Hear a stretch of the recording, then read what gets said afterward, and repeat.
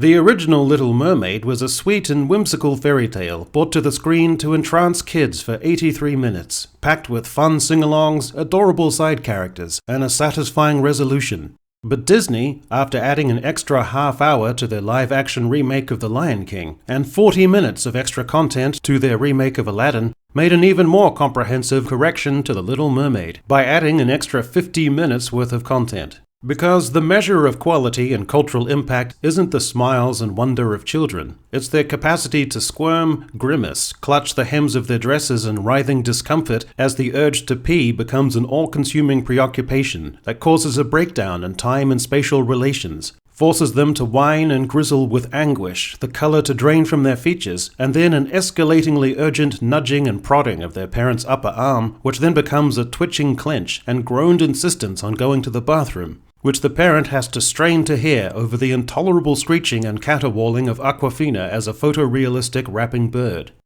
Remember the swamp? Remember my song in the swamp? And I was like, whap, tick a whap, whap. Indiana Jones and the Raiders of the Lost Ark was a perfect movie, full of charm, kinetic energy, and action, and clocking in at a satisfying 2 hours and 1 minute. But why be content with that kind of pacing, when a sequel to such a tightly scripted, rollicking adventure flick could be stretched out for an extra half hour's worth of runtime, leaving you wanly sipping the watered-down last trickles of melted ice at the bottom of your plastic cup, with your mind and ass equally numbed and desensitized, and with you so cut off from reality and society over such a long period, that by the time you reactivate your phone, your sallow and haggard face underlit in the gloomy cinema like a Coke bloat Sheev Palpatine, the entire geopolitical landscape has shifted, fashion has changed, inflation has increased a further 20%, and your girlfriend has left you 20 texts, beginning with hello, escalating to oh, so you're not talking to me now? To a catalogue of grievances about your prior instances of negligence, then varying to tentative forgiveness and reconciliation, all conducted in a rhetorical monologue in regular text installments at 2-minute intervals.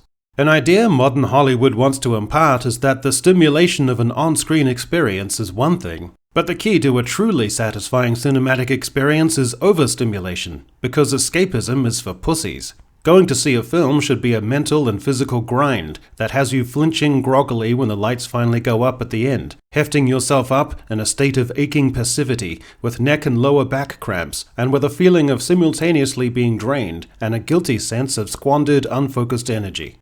The original Iron Man was a fast-paced, savvy, and exciting film, full of tech porn, great dialogue, and cool action, and much of its appeal lay in its intuition about when to wrap things up, which it did after a studio-rejuvenating, zeitgeist-changing 2 hours and 4 minutes.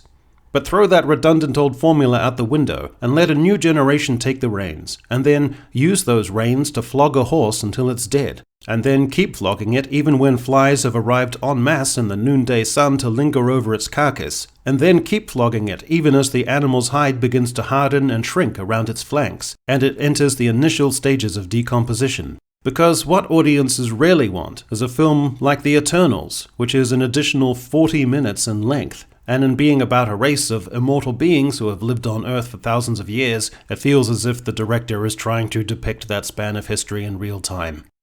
Perhaps you liked the first Guardians of the Galaxy film, which was a bracing and charming splash of color with its own vibe. Well, there's good news for you, because the only thing that could improve a property appreciated for its freshness would be to add some good old-fashioned unadulterated staleness, and Guardians Volume 3 obliges with a half-hour-long extra runtime. The original James Bond film was an economical, exhilarating romp that said everything it needed to say and did everything it needed to do in 1 hour 53 minutes. But there's one thing the film forgot to do, and that is outstay its welcome. An issue finally and emphatically corrected by James Bond No Time to Die, which gave you thrills and spills, and most importantly, an extra hour in length, leaving you barely any time left to die. In a generous act of synergy, the filmmakers create an immersive experience as you become as slumped, glum, morose, jaded, and too old for this shit as the on-screen 007 himself. The original Star Wars was a breath of fresh air, a somewhat campy homage to the exciting serials of yesteryear, but also teeming with innovations, visually dazzling, and with a great heart. It also finished at exactly 2 hours, with its equally wonderful sequel, The Empire Strikes Back, only a couple minutes longer.